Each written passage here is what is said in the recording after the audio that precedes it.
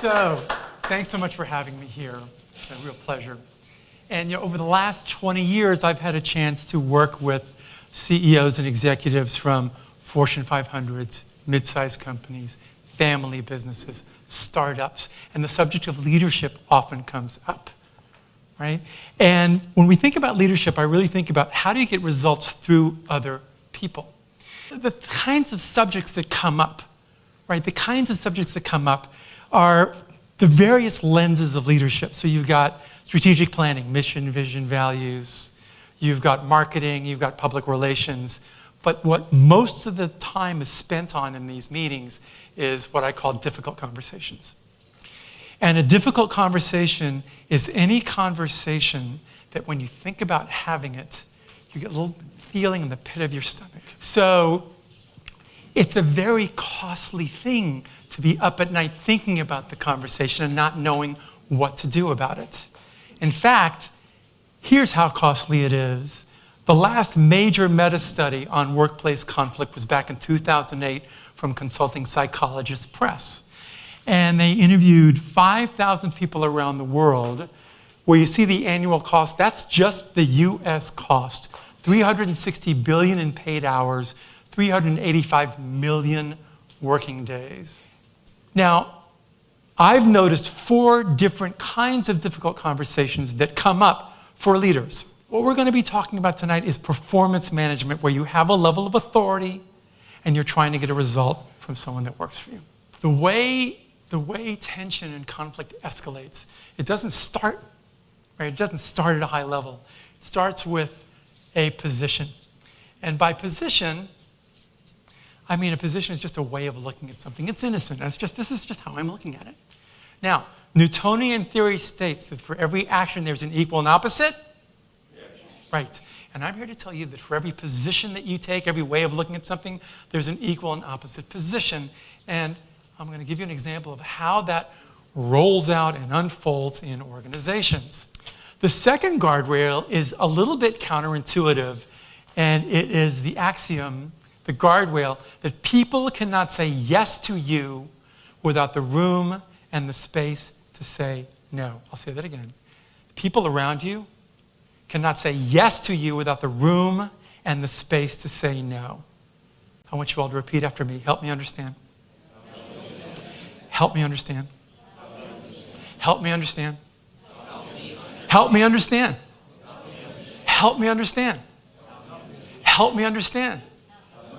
If you did nothing more than when you left this room, the next time you got frustrated, you said, help me understand, it will change your life, I promise you. When I first said, help me understand back in the 80s, guys, take a look. Eyes up here for a second. This is the way I did help me understand in the 80s, to your point.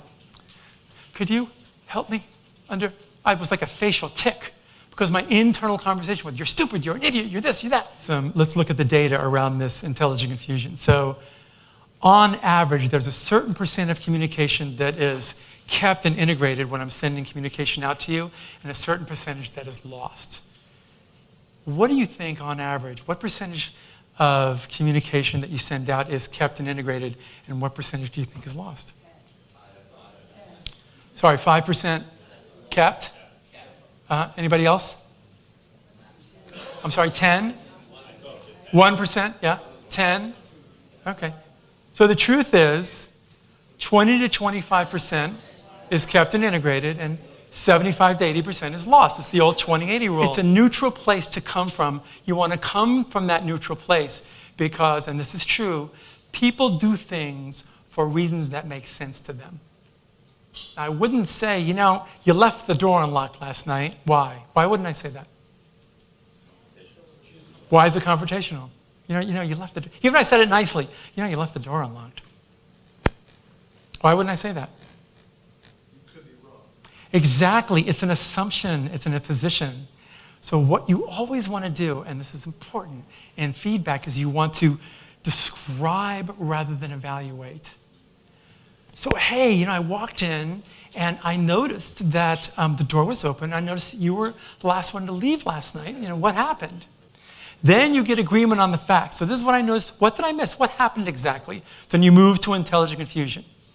Now, you're always 5 minutes away from a breakthrough. And that 5 minutes is the 5 minutes for someone to actually tell you their reasons for doing what they did.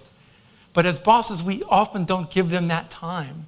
We either say, you got to do that, do it right, okay? Just do it, thank you very much. Because if you don't get them to say it, when you say, hey, so you got it? They'll say, yep, I got it. And what happens then?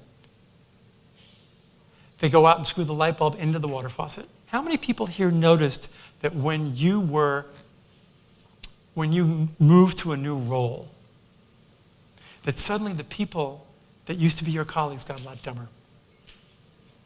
You notice that when you suddenly moved to a new role, that what happened? Why don't they see? Raise your hand. You notice that suddenly the people that I used to work with me, they just don't seem to understand as much. So there are 4 places within us. There are 4 places of effectiveness. And we have all 4 within us, but some of us tend to go in a particular direction. So for those of us who are what we call have a driver, being a driver is all about getting results, right? And we all want to get results. But some of us tend to be a little bit more drivery than others. And for those of us, and you know who you are, I can almost, from the questions, I can almost pick them out in the room. It's like, come on, let's get it done now. Come on, people, we don't have time. Let's get it done now. Come on. So the great thing about drivers is they're pushing for results. So what I'm noticing is happening is that, and I don't know if you're noticing this, Nick, but do you notice how your need for the details may be missing what's happening downstream? Are you noticing that? Yeah. So how can you and I begin to talk about this process in a way? Do you see the difference between what I just did and what you just did? You just had a breakthrough, didn't you? You just had a breakthrough. And the reason we began to give people more voice in decision-making was that those companies began to be more successful. So, if it's working, great. I would never argue with something that's working. But what you have tonight is this is something, I don't expect anybody to believe anything that I say is true. But if you could go out and just try some of these and see where might it work for me, you might be surprised.